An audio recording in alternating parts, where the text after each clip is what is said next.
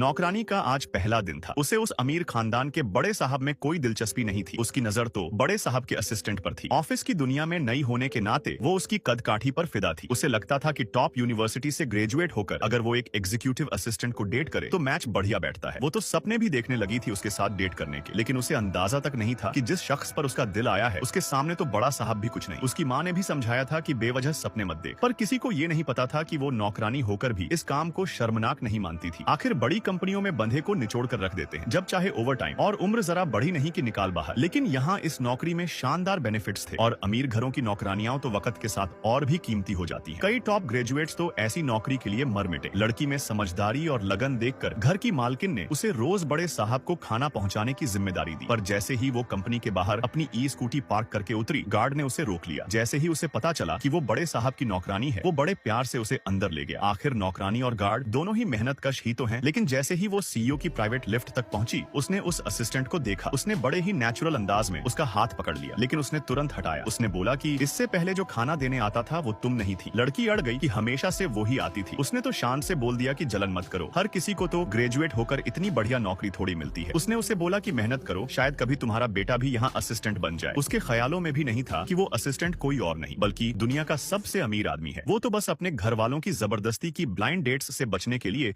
Assistant बनकर घूम रहा था।